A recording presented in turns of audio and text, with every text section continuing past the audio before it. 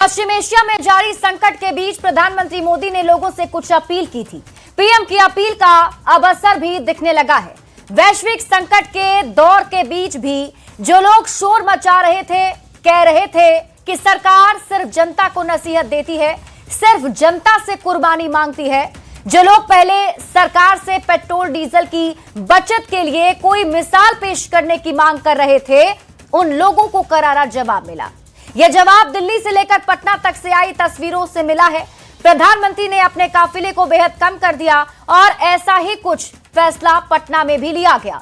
मुख्यमंत्री सम्राट चौधरी ने भी अपना सुरक्षा काफिला छोटा कर दिया। पीएम की अपील की गाड़ी, तेल और सोना की खरीदारी 1 साल तक बंद कर दें, तो बिहार के सीएम सम्राट चौधरी भी आज पैदल ही आवास से मुख्यमंत्री सचिवालय जाते दिखे। यही नहीं, बिहार सरकार के कई मंत्री भी पीएम की सलाह को मानते दिख रहे हैं। बिहार में वैसे भी सरकार ने आम लोगों से पेट्रोल डीजल बचाने के लिए इलेक्ट्रिक कार पर महिलाओं को 1 लाख रुपए का अनुदान देने का ऐलान भी कर दिया है। बिहार के मुख्यमंत्री सम्राट चौधरी आम आदमी से भी मेट्रो और बस के इस्तेमाल की अपील कर रहे हैं।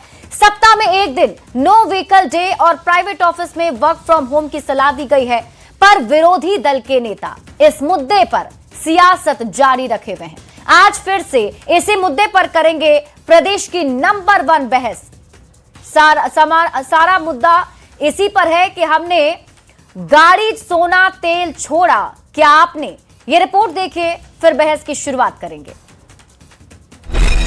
पैदल मुख्यमंत्री सचिवालय पहुंचे सम्राट चौधरी। बिना गाड़ी के मंत्रालय आए मंत्री दीपक प्रकाश। शिक्षा मंत्री ने की ई रिक्शा की सवारी। ये तस्वीरें सिर्फ तस्वीर भर नहीं, बल्कि असर है प्रधानमंत्री मोदी की अपील का। वैश्विक संकट को देखते हुए पीएम मोदी ने देशवासियों से गाड़ी का कम इस्तेमाल करने, तेल बचाने, सोना की खरीदारी से बचने और सैर सपाटे के लिए विदेश यात्रा न करने की अपील की थी। तो हम सबका दायित्व है कि पेट्रोल डीजल की खरीद पर जो विदेशी मुद्रा खर्च होती है, पेट्रोल डीजल बचाकर हमें वो मुद्रा भी बचानी है। पीएम ने खुद अपने काफिले में कटौती कर दिखाया था और अब उसका असर जमीन पर भी दिखने लगा है। तो देखिए, मुख्यमंत्री एक अन्य मार्ग से निकलकर मुख्यमंत्री सचिवालय जाते हुए, और इस वक्त ये तस्वीर हम दिखा रहे हैं कि किस तरीके से यहाँ पर बिहार के मुख्यमंत्री सम्राट चौधरी ने लोगों से 1 दिन नो व्हीकल डे मनाने को कहा था। आज खुद अपने आवास से पैदल चलकर मुख्यमंत्री सचिवालय पहुंच गए। सीएम सम्राट चौधरी की तरह पंचायती राज मंत्री दीपक प्रकाश भी बिना गाड़ी के ही विभाग पहुंचे। सभी लोग इसमें अपना योगदान दें, देश की निर्भरता आयात के ऊपर कम करने के लिए अपना योगदान दें। जबकि शिक्षा मंत्री ने गाड़ियों का काफिला छोड़ते हुए ई रिक्शा की सवारी कर डाली। और शिक्षा मंत्री होने के नाते हम इस ई रिक्शा का उपयोग किए हैं और बिहार वासियों को संदेश देने के लिए किया है कि जो आज हमारे सामने वैश्विक संकट है, हम अपने व्यवहार परिवर्तन से इस संकट से मुकाबला कर सकते। हालांकि आरजेडी और कांग्रेस जैसी विपक्षी पार्टियों के नेता पीएम मोदी की अपील पर सवाल उठाने से अब भी चूकना नहीं चाहते। प्रधानमंत्री जी तो खुद ही अपने को कॉन्ट्रडिक्ट करते हैं। आपको, हमको, सबको मना करते हैं विदेश दौरे पर जाने के लिए, और खुद चले जा रहे हैं विदेश, तो क्या बोलूं। कहते हैं लीडर वो होता है जो जनता को दी हुई नसीहत पर पहले खुद अमल करता है। प्रधानमंत्री ने अपना काफिला छोटा कर दिया। बिहार के मुख्यमंत्री और मंत्रियों ने पैदल अपने विभाग पहुंचकर संदेश दे दिया। क्या आप सोच रहे हैं? न्यूज 18 के लिए पटना से शैलेंद्र कुमार और रजनीश कुमार के साथ ब्यूरो रिपोर्ट। देखिए, प्रधानमंत्री नरेंद्र मोदी की अपील का असर हो गया है, और असर इस हिसाब से हो रहा है कि पेट्रोल डीजल की बचत की कवायद जो है वो शुरू कर दी गई है। दरअसल पीएम मोदी की अपील का असर अब दिखने लगा है। सीएम सम्राट भी डीजल, पेट्रोल बचाने को लेकर काफी ज्यादा गंभीर नजर आ रहे हैं, और आज उन्होंने एक मिसाल भी पेश की जिसमें सीएम पैदल चलकर अपने सरकारी दफ्तर पहुंचे। मंत्री और अधिकारियों की बात करें तो उन्होंने भी गाड़ियों का इस्तेमाल कम कर दिया है।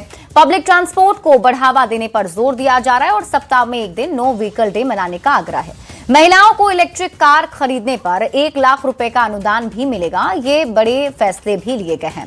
तो आज की चर्चा बेहद अहम है क्योंकि मामला देश की आर्थिक तरक्की, पीएम मोदी की अपील और विपक्ष के सवालों के बीच है। इसलिए सीधे आज के सवाल पर आ जाते हैं। सबसे पहला सवाल जो इस बहस में हम पूछने जा रहे हैं वो सवाल होगा, हमने गाड़ी, सोना, तेल छोड़ा, क्या आपने? दूसरा सवाल, पीएम सीएम ने पेश की मिसाल, अब क्यों सवाल? तीसरा सवाल, पीएम सीएम का काफिला छोटा, विपक्ष का क्या इरादा? सवाल नंबर 4, देश के लिए तेल सोना की खपत कम क्यों नहीं? सवाल नंबर 5, संकट के समय में सियासत क्यों? अब चलिए आपका मेहमानों से परिचय करा देते हैं जो लोग इस बहस का हिस्सा बनने जा रहे हैं। सत्ता पक्ष से हमारे साथ बीजेपी से अनामिका पासवान जी जुड़ी हैं, जेडीयू से नवल शर्मा जी जुड़ रहे हैं, विपक्ष से आरजेडी से आरजू खान जी और कांग्रेस से नदीम अख्तर जी जुड़ चुके हैं। इनके साथ ही अर्थशास्त्री धीरज पाठक जी भी हमारे साथ जुड़े हैं।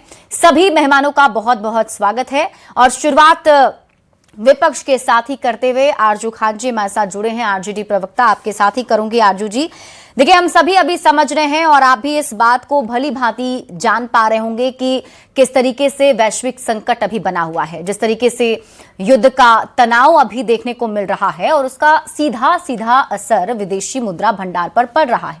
ऐसे में अगर प्रधानमंत्री नरेंद्र मोदी लोगों से अपील कर रहे हैं कि आप लोग भी इसमें मदद कीजिए, देश के साथ खड़े रहिए, तो इसमें प्रॉब्लम कहां दिख रहा है? प्रधानमंत्री ने खुद अपने काफिले को छोटा कर लिया, सम्राट चौधरी आज पैदल चलते नजर आए, जितने मंत्री हैं उन्होंने अपने काफिले को छोटा कर लिया, तो ये संदेश भी लोगों को दिया जा रहा है। तो प्रॉब्लम क्यों है विपक्ष को?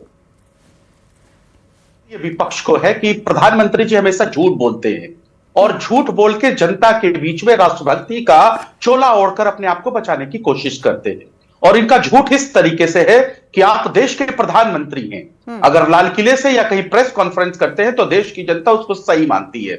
आपने कहा विदेशी यात्रा मत करिए और आप 5 देशों के विदेशी यात्रा पर चले गए। और ये संकट आई नहीं है, ये संकट को लाया गया है। और ये संकट इसलिए लाया गया है कि आपकी जो विदेश नीति है वो फेल है। और वो फेल इसलिए है कि आप अंग्रेजों की चाटुकारिता करते हैं, आप अंग्रेजों के पदचिन्हों पे चलते हैं। अभी इलेक्शन से पहले जब विपक्ष पूरे देश का यह कह रहा था कि एलपीजी सिलेंडर नहीं मिल रहे, परेशानी है, लंबी लंबी लाइनें लग रही हैं, देश के अंदर पेट्रोल और डीजल के ऊपर संकट आएगा, तो प्रधानमंत्री से लेके पेट्रोलियम मंत्री से लेके इनके कैबिनेट के मंत्री आके टीवी पे झूठ बोले और टीवी से झूठ को प्रचारित किया गया कि कोई भी गैस की किल्लत नहीं है। लेकिन वो जमीन पे क्या दिखा कि किल्लत है। हमने कहा, विपक्ष के नाते देश को चिताया कि आप झूठ बोल रहे हैं, भ्रम आप फैला रहे हैं। इलेक्शन के बाद आपने वो भी अनाउंसमेंट कर दिया, 2 बार आपको अनाउंसमेंट करना पड़ा। तो आप झूठ मत परोसिए और झूठ परोसने के बाद, गलत नीतियों के बाद आप राष्ट्र भक्ति के अंदर जाके छिपने की कोशिश मत करिए।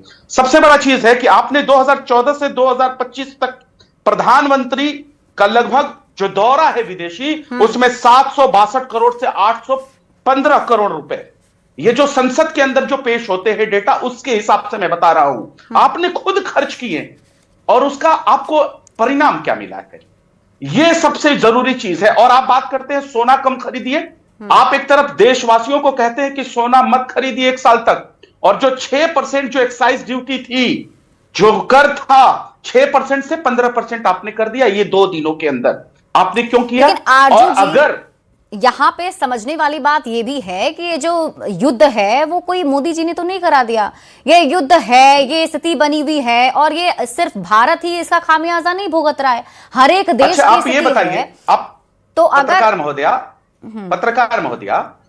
महोदया मैं आपसे सीधा जानना चाहता हूं कि जब कच्चे तेल जब सस्ते मिल रहे थे तो आपने क्यों प्रदेशवासियों के और देशवासियों के जेब के ऊपर डाका डाला?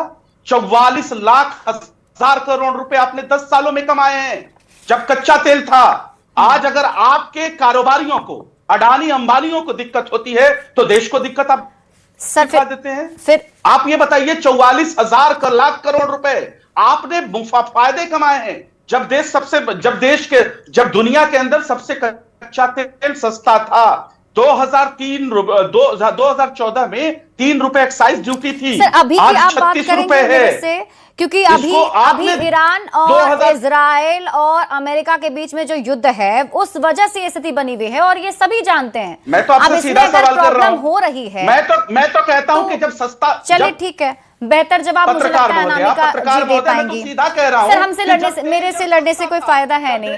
अनामिका जी 44 लाख हजार करोड़ रुपए आपने क्यों डाका डाला और आज आप कह रहे हैं कि नहीं? अर्जुन जी को कोई फर्क नहीं पड़ता है कि वैश्विक संकट है। उनकी लड़ाई जो है वो भाजपा से, वो अपने आप को लड़ना बस जानते हैं। और मैं आपको बता देती हूं कि ये वैश्विक संकट है और इस तरह के संकट से पूरा वर्ल्ड अभी जूझ रहा है। कोई भी देश अभी बचा नहीं है जो इस तरह के संकट को नहीं झेल रहा है। जहां तक बात सोना हम अगर कम करते हैं खरीदना तो हमारे देश में क्या फर्क पड़ता है, पहले इन बातों को जानना जरूरी होता है। और आरजू जी आप जरा सुनना भी शुरू कीजिए, सिर्फ बोलिए नहीं। और मैं बता देती हूं कि हर प्रतिवर्ष हमारे देश को 700 टन सोना खरीदना पड़ता है और अरबों डॉलर हमें बाहर भेजना पड़ता है। हमारा रुपया कमजोर होता है, वहां पर हमारे देश की अर्थव्यवस्था पे फर्क पड़ता है। इसलिए हमारे माननीय प्रधानमंत्री जी ने, अरे आप ही बोलोगे या हमें भी सुनोगे? देखो हमारे हाथ में ये 15 मार्च 1967 की एक अखबार कटिंग है जिसमें इंदिरा गांधी ने कहा है कि सोना मत खरीदिए। आप जरा दिखाइए इसको, स्क्रीन पर दिखाइए। ये इंदिरा गांधी का है और ये जिस तरह की वैश्विक संकट है उससे निपटने के लिए हमारे माननीय प्रधानमंत्री जी ने अपील की है और उस अपील को हमारे देशवासी मानेंगे। आप मत मानिए, आपको कोई फर्क नहीं पड़ता है कि वैश्विक संकट है या हमारे देश पर संकट है। आपको तो बस इससे मतलब है कि आपके आरजेडी के घर में क्या संकट है, आपको इसी से मतलब है। आरजू जी पहले आप आरजू जी चुप हो जाइए, हमारी भी सुनिए, अन्यथा जब आप बोलेंगे तो मैं भी बोलूंगी।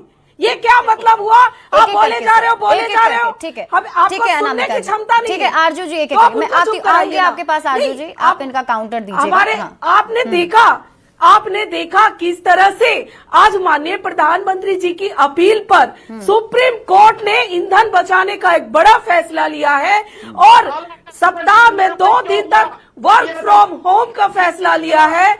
सुनवाई ऑनलाइन होगी। हमारे माननीय मुख्यमंत्री श्री सम्राट चौधरी जी आज अपने आवास से पैदल वो अपने कार्यालय पहुंचे हैं। हमारे शिक्षा मंत्री ई रिक्शा से गए हैं। हमारे कई ऐसे मंत्री हैं जो ट्रेन का सफर कर रहे हैं। हमारे कई ऐसे नेता हैं जो मेट्रो से सफर कर रहे हैं, जैसे मोहनलाल यादव जी ने किया। हमारे प्रदेश अध्यक्ष जी ट्रेन से जाना आना शुरू कर दिए और सड़कों पर भी गाड़ियां कम दिख रही है। और सोना में जो हम इन्वेस्ट करते हैं, हम हमारे माननीय प्रधानमंत्री जी ये मना नहीं कर रहे, आपको अपील कर रहे हैं देश से वो। और हमारे देश की जनता ने इसे माना है। हमारे देश की जनता इस वैश्विक संकट को बेहतर तरीके से समझ रही है कि इस संकट से हमें कैसे निपटना है और निपटने के लिए हमारा देश तैयार है। ठीक है, क्योंकि राष्ट्र हित और देश हित में ही हम जीना सीखे हैं और मरना सीखे हैं। इसी तरह आरजेडी के जो युवराज हैं और ये विदेश यात्रा पर सवाल उठाते हैं, हमारे माननीय प्रधानमंत्री जी विदेश का दौरा कर रहे हैं, तो हमारे देश में जो संकट आ रहा है उससे कैसे निपटे, इसके लिए वो विदेश जा रहे हैं। लेकिन इनसे पूछिए कि राहुल गांधी जो लगभग 22 वर्षों में 54 यात्रा करते हैं, 60 करोड़ रुपया खर्च करते हैं, 11 करोड़ का एक्सपेंस दिखाते हैं, वो उसका हिसाब है इनके पास। ये हमारे माननीय प्रधानमंत्री जी से हिसाब पूछते हैं तो उनका लेखा जोखा पूरे सरकार के पास होता है। लेकिन ये लोग घोटालेबाज लोग हैं। इन्होंने हमेशा ही देश को तोड़ने का काम किया है, देश को कमजोर करने का काम किया है और अपने नेताओं को कैसे पद पर बिठाएं इसकी राजनीति की है। इनको देश हित से कोई लेना देना नहीं है, राष्ट्र हित से कोई लेना देना नहीं है। आरजू जी एक एक करके बात करेंगे सर। और इस ऐसे आप लोग जब बोलेंगे तो आवाज भी नहीं आएगी। ठीक है, मैं दूसरे मेहमान के पास जाना चाहूंगी, बस समय की भी थोड़ी कमी रहती है। कांग्रेस प्रवक्ता भी हमारे साथ जुड़े हुए हैं, नदीम अख्तर जी। आरजू जी मैं आ रही हूँ एक एक करके सर। आरजू जी मेरी आवाज मिल रही है आपको? आप मुझे सुन पा रहे हैं? और पेट्रोल डॉलर में सर, खरीदे जाते हैं। सर आपको मेरी आवाज मिल रही है? बताइए 2 दिनों में 6% आरजू जी को मेरी आवाज आ रही है? आरजू जी आप मुझे सुन पा रहे हैं? आप मुझे सुन पा रहे हैं? एक एक करके सर, अब अगर आप लोग दोनों ही साथ में बोलेंगे ना तो लोग सुन पाएंगे आपको, जो दर्शक है ना सुन पाएंगे ना मैं सुन पा रही। हाँ, मैं आपके सवाल का जवाब लूंगी, बिल्कुल लूंगी सर, आपको प्रॉपर मैं टाइम भी दूंगी, आप आराम से अपनी बात को भी रखेगा। मेरे पास कुछ और भी मेहमान है सर, मैं उनके पास भी तो जाऊंगी, उनको भी हमने बुलाया है। ठीक है आरजू जी, मैं उन सवालों का जवाब लेती हूँ। कांग्रेस प्रवक्ता हमारे साथ जुड़े हुए हैं नदीम जी, एक बार नदीम जी का रुख कर लेते हैं। नदीम जी, अगर प्रधानमंत्री नरेंद्र मोदी लोगों से अपील करें, इंपोज भी नहीं किया गया है, अपील की जा रही है कि आप भी मदद कीजिए क्योंकि ये संकट है और हम आप सभी जानते हैं और इससे हम सभी को लड़ना ही पड़ेगा, कोई और ऑप्शन है नहीं, तो फिर ये कांग्रेस की तरफ से ट्वीट किया जाता है कि चुनाव खत्म वसूली चालू, तो ये किस तरह की राजनीति है सर? ये कैसा ये बयान है अभी के वक्त में? क्या ऑप्शन हो सकता था इसके अलावा आप लोगों के हिसाब से? नदीम जी देखिए, प्रधानमंत्री जी अगर इस देश के प्रधानमंत्री के तौर पर इस देश की जनता से कोई अपील अगर करेंगे तो वो इस देश की जनता और सारी पार्टियां मानेंगी। लेकिन आज क्या है कि प्रधानमंत्री जी अपनी नाकामियों का बोझ, नाकामियों का ठीकरा देश की जनता के ऊपर फोड़ना चाहते हैं। वो विदेश नीति उनकी फेल है। आज नहीं, आज से लगभग 1 महीना पहले चुनाव के बीच में ही हमारे आदरणीय नेता जननायक राहुल गांधी जी ने इन सारी चीजों को देश की जनता के सामने रख दिया था कि चुनाव के बाद कैसे कैसे ये भाजपा सरकार, आप पहले सुनिए ना, देखिए अनामिका जी आप दूसरे को बोलती है, खुद ही थोड़ा सा छोटा सा वर्ड पे कोई गलत नहीं है। एक नहीं 1000 बार हम जननायक कहेंगे, आपको क्या तकलीफ है? कहने से क्या होगा? अरे कहने जननायक है, कहने सही बात है, कहने से कुछ नहीं हो, जननायक है। चलिए आप डाइवर्ट कर रही चीजों को, पहले आइए मुद्दे पे।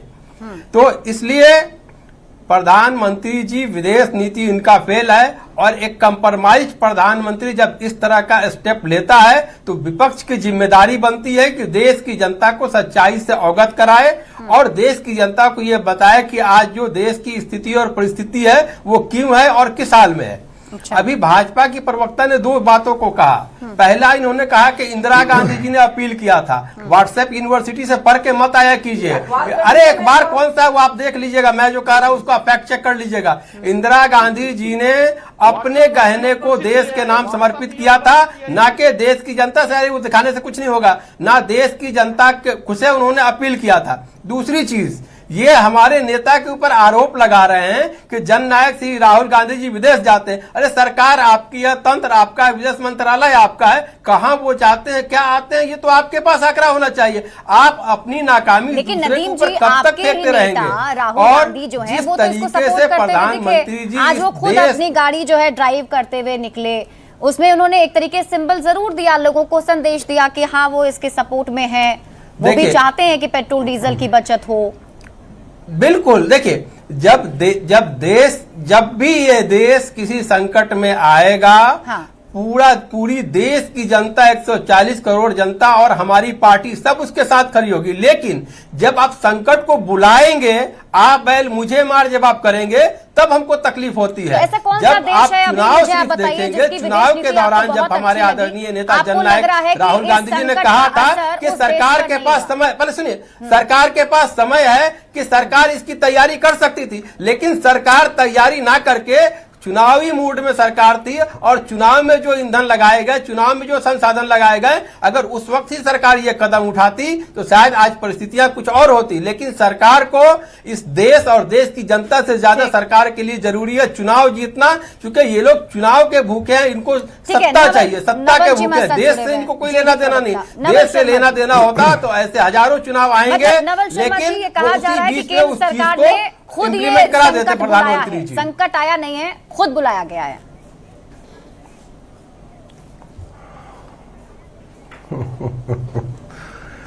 अब इस नासमझी का क्या जवाब दिया जाए? देश का बच्चा बच्चा जानता है कि पूरा विश्व आज खाड़ी देशों में जो तनाव की स्थिति पैदा हुई है उससे पूरे विश्व की अर्थव्यवस्था प्रभावित है। देखिए, मैं 2-3 बातें बताऊंगा जो बड़ी ही महत्वपूर्ण है और आरोप प्रत्यारोप की राजनीति से ऊपर उठकर अभी चर्चा हो रही थी आदरणीय प्रधानमंत्री मोदी जी के अपील की। तो मोदी जी अकेले प्रधानमंत्री नहीं है, मैं बता दूं कि दुनिया के 40 देशों के राष्ट्राध्यक्षों ने अपनी जनता से नागरिक सहयोग की अपील की है। सारे लोगों ने ऊर्जा संरक्षण से लेकर कई तरह के सहयोग की अपील की है। पहली बात यह। दूसरी बात यह कि इस पूरे झंझावात में, इस पूरे तूफान में, खाड़ी देशों के तूफान में, ईरान अमेरिका युद्ध में आपको पता है कि भारत, ब्राजील और इंडोनेशिया ये 3 ऐसे देश हैं जिनकी अर्थव्यवस्था बची रह गई। पाकिस्तान में तेल के दाम 60% बढ़ गए, श्रीलंका में 30%, नेपाल में 30%, मलेशिया में 58% और अमेरिका जैसे विकसित देश में गैसोलीन के दाम 50% बढ़ गए। और भारत में आज बढ़ोतरी भी हुई तो आपने देखा कि सीमित बढ़ोतरी हुई, 3 रुपए की बढ़ोतरी, जिसे आप सीमित समायोजन कह सकती हैं। क्योंकि मोदी जी का आर्थिक प्रबंधन का मूल मंत्र है कि देश की जनता पर कोई बोझ भी न पड़े और देश की तेल कंपनियां भी फले फूले। तीसरा और महत्वपूर्ण बिंदु यह है आती हूँ कि आपको पता है कि आज विश्व में कैसा हाहाकार मचा हुआ है। पाकिस्तान में अरे उनको चुप कराइए। देखिए बीच में ऐसे बोलिएगा तो चिलपों वाली डिबेट हम नहीं करते हैं। कोई नहीं बोल रहा वो आप बोल लीजिए। आरजू भाई बड़े ज्ञानी व्यक्ति हैं। नहीं, कोई नहीं बोल रहा सर, आप अपनी कंप्लीट कीजिए। हाँ, उसके बाद में उनके पास पाकिस्तान में 8 बजे के बाद जी पाकिस्तान में हमारा पड़ोसी देश है पाकिस्तान। 8 बजे के बाद वहां सारे बाजार बंद हो जा रहे हैं। श्रीलंका, थाईलैंड और मलेशिया में एसी का, एयर कंडीशन का टेम्परेचर 25 डिग्री तक फिक्स कर दिया गया है। मेडागास्कर में ऊर्जा आपातकाल लग गया है। कई सारे देशों में मिस्र, जॉर्डन, सीरिया, इन सारे देशों में गाड़ी चलने पर प्रतिबंध लगा दिया गया है। भारत में कभी सुनी कि वर्क फ्रॉम होम भारत में थोप दिया गया? भारत में गाड़ी चलाने पर रोक लगा दिया गया। भारत में पेट्रोल पंप बंद कर दिया गया। तो यह है सरकार का आर्थिक प्रबंधन जिस पर लोग सवाल उठा रहे हैं। तो थोड़ा बारीकियों की गहराई में जाने की आवश्यकता है। ठीक है। एक महत्वपूर्ण पहलू यह है कि G20 की जितनी भी अर्थव्यवस्थाएं हैं, G20 देशों की जितनी इकोनॉमी है, उसमें भारतीय इकोनॉमी एक ऐसी इकोनॉमी है जिसमें सबसे अंत में जाकर तेल का दाम बढ़ाया। क्यों?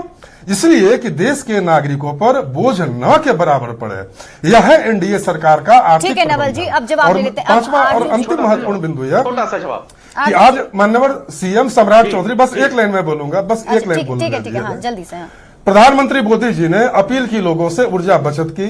सीएम सम्राट चौधरी जी समेत कई सारे मंत्रियों ने आदर्श पेश किया ऊर्जा बचत का। इस पर टिप्पणी की जा रही है। अरे भाई, सीखने की आवश्यकता है।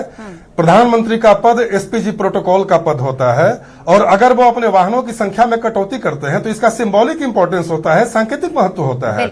इसका मतलब यह होता है कि देश के शासन प्रमुख को इस बात की गहरी चिंता है कि हमारे देशवासी ऊर्जा बचत को जवाब ले लेते हैं गंभीरता से अमल में लाएं। समय की थोड़ी कमी है नवल शर्मा जी, जल्दी से आरजू जी। हाँ, फिर मैं अर्थशास्त्र में साथ जुड़े हैं। मैं सीधी बात कर रहा हूं कि F-16 फाइल वाले पेट्रोल मंत्री हैं हमारे देश के।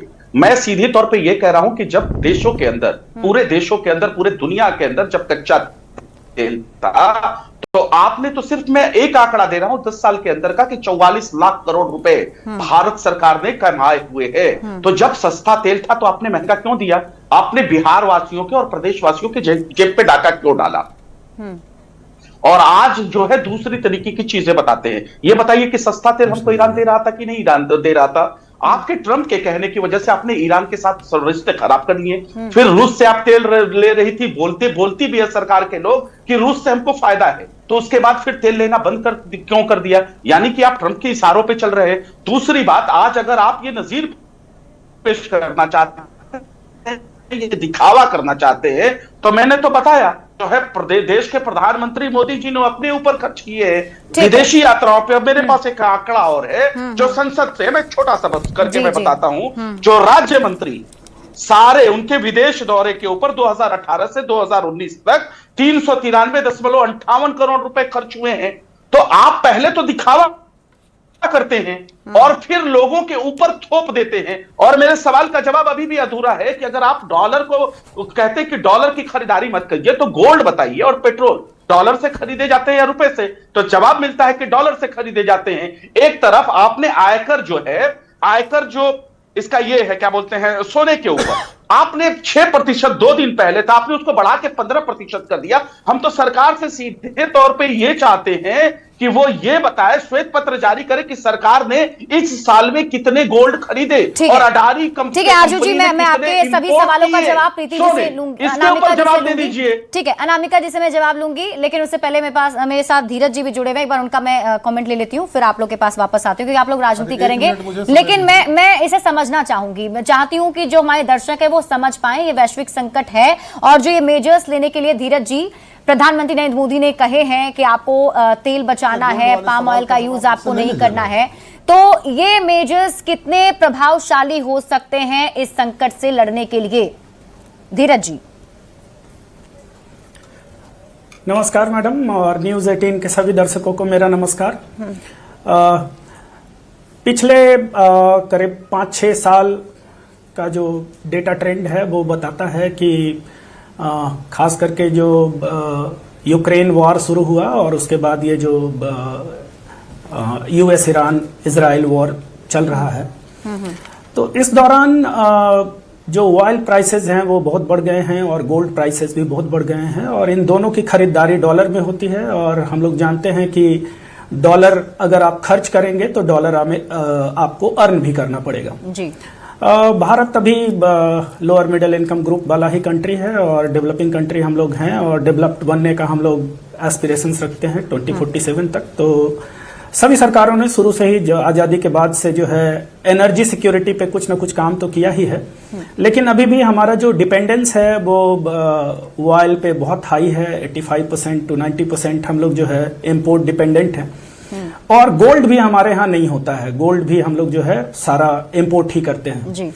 ऐसी स्थिति में हमारे पास एक ही ऑप्शन बचता है, अगर उनके प्राइसेस बढ़ रहे हैं तो हमारा इम्पोर्ट बिल बढ़ रहा है, और इम्पोर्ट बिल बढ़ रहा है तो उसे कम करने का बस एक ही तरीका है कि हम उनका जो खरीदारी है, उनका कंजम्पशन है वो घटाएं। हमारा जो एक और तरीके से भी जो है इस पे असर पड़ता है, अगर हम ज्यादा डॉलर खरीदते हैं यानी कि डॉलर का डिमांड बढ़ाते हैं अगेंस्ट रूपी, तो हमारा रूपी भी जो है वीक होता है, जिससे कि हमारा फर्दर एग्रावेट हो जाता है, हमारा जो करंट अकाउंट डेफिसिट है वो बढ़ जाता है, और फिर वो चलते रहता है, यानी कि फिर हमारा रूपी वीक होगा और फिर हमारे बिल्स बढ़ेंगे। इन सब का कोई तत्काल या ऐसा कहें कि निश्चित समाधान करना इतना आसान काम नहीं है। चाहे हम रूस से तेल खरीदें, चाहे हम ईरान से तेल खरीदें, या हम अमेरिका से तेल खरीदें, तेल तो हमें खरीदना ही पड़ेगा, हमारे पास कोई दूसरा ऑल्टरनेटिव अवेलेबल नहीं है जी। सोने के साथ भी यही है, हम स्विट्जरलैंड से बहुत सारा सोना खरीदते हैं, कुछ अफ्रीका से खरीदते हैं, कहीं से भी खरीदें, इंटरनेशनल मार्केट में जो उनके प्राइसेस हैं उसी के हिसाब से हमें वो खरीदना पड़ेगा। तो इस स्थिति में अभी फिलहाल तत्काल अगर ऐसा कुछ हम लोग बोलें तो ये जो एक्सटर्नल शॉक हम लोगों के इकोनॉमी में आया है, जो खास करके इन युद्धों के कारण सप्लाई चेन जो डिसरप्ट हुआ उसके कारण आया है, तो उसको किसी भी तरह से कवर अप नहीं किया जा सकता है, क्या है कि क्योंकि मतलब ऑयल का बात करें या सहयोग बहुत गैस का जरूरी बात करें, है ना, यानी जो अपील की गई है बहुत जरूरी है, कंजम्पशन घटाने से ही लाभ होगा। हमारे पास थोड़ी समय कमी है, इसलिए मैं जल्दी जल्दी रिएक्शन ले रही हूँ। आरजू जी ने बहुत सारे सवाल पूछे हैं, तो जल्दी से अनामिका जी आप इन सवालों का जवाब दें, फिर मैं नदीम जी के पास जाऊंगी। आरजू जी को बस इतना ही समझना होगा और समझदारी रखनी होगी कि ये वैश्विक संकट है, और इस संकट में पूरे वर्ल्ड के कई देश इस संकट को झेल रहे हैं, और भारत की अर्थव्यवस्था आज विश्व की चौथी अर्थव्यवस्था है हमारे माननीय प्रधानमंत्री श्री नरेंद्र मोदी जी के नेतृत्व में, और इसका संतुलन बनाए रखना बहुत आवश्यक है। और सोना कितना खरीदना है नहीं खरीदना है ये आप नहीं तय करेंगे, ये हमारे देश की अर्थव्यवस्था तय करती है। और हमारे माननीय प्रधानमंत्री जी ने अपील किया है, एक मैसेज दिया है कि हम अगर सोने को एसेट समझते हैं तो हम इसको प्रोडक्टिव सिस्टम में इस पैसे को लगाएं, हम एफडी करें, हम एसआईपी करें, हम इस पैसे को स्टोर कहीं और करें, ताकि शेयर बाजार में लगाए, ताकि हमारे देश की अर्थव्यवस्था मजबूत हो सके। बस हमारे माननीय प्रधानमंत्री जी का इतना ही मैसेज है, लेकिन ये ना समझ है ना, इनकी समझदारी बस वहीं पे रुकी है कि हमारा वो कैसे विरोध करें, लेकिन विरोध करने से कुछ नहीं होता है। देश हमारे साथ खड़ा है, हमारे देश का सारा जवाब खड़ा है। समय की थोड़ी कमी है मेरे पास, ठीक है। देखिए छोटा सा छोटा सा जवाब दे रहा हूं। ये बताइए कि खाने वाले तेल एक साल तो पहले ही 90 रुपए 120 रुपए जो लीटर मिलते थे मस्टर्ड ऑयल और रिफाइंड ऑयल, उसको एकाएक एक साल पहले 170 से 180 रुपए कर दिया गया। वो कौन सी वैश्विक स्थिति आ गई थी देश के अंदर, कौन सा संकट था? और जब दूसरे देश पाकिस्तान, अरे तो तेल अगर हम कम यूज करेंगे तो अच्छा है ना, हमारा हेल्थ अच्छा होगा अर्जुन जी। डीजल जब सस्ता, अरे स्वास्थ्य का भी तो ध्यान रखिए। बेच रहे थे। इस सवाल का जवाब दीजिए हमको, इस सवाल का भी आप जवाब दीजिए। ठीक है, हमारे एशियन कंट्री जब सस्ता पेट्रोल डीजल क्या सवाल? आपके सवाल से कोई फर्क नहीं पड़ रहा है। आपने महंगा क्यों बेचा? अरे कोई फर्क नहीं पड़ रहा आपके सवाल से इस देश को, क्योंकि यह देश माननीय प्रधानमंत्री जी के अपील के साथ खड़ी है। कोई फर्क नहीं पड़ रहा आपके सवाल से। ठीक है आरजू जी, नवल शर्मा जी और विदेश यात्रा पर सवाल उठाते हैं तो थोड़ा राहुल गांधी से भी पूछ लीजिए।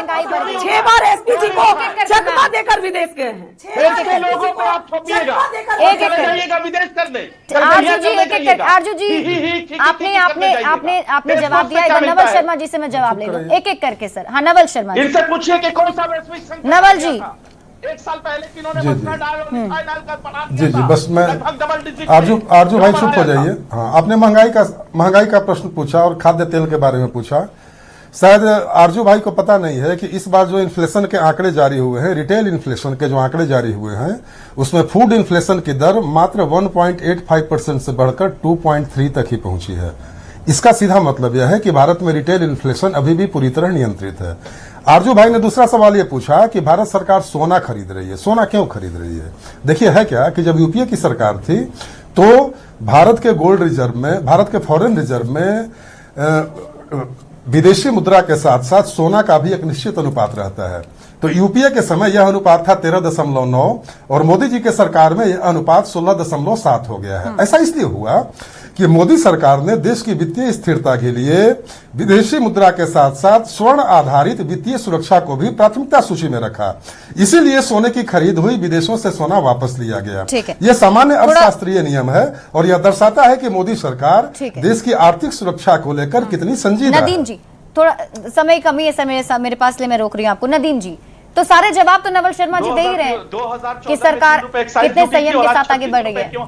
नदीम जी जिम्मेदार कौन है? नहीं देखिए जिस तरीके से मोदी जी और सरकार की नाकामियों को राष्ट्रवाद के चोला से ढकने की कोशिश की जा रही है, यही चीज गलत है। अभी बात किया गया कि सीरिया है, लीबिया है, पाकिस्तान है, श्रीलंका है। अरे ना हम पाकिस्तान है, ना सीरिया है, ना श्रीलंका है, हम भारत हैं। जिस तरीके से आप उन छोटे देशों से भारत की तुलना कर रहे हैं, ये अपने आप में एक सोचनीय विषय है कि हम भारत को कहां और कैसे लेके जा रहे हैं।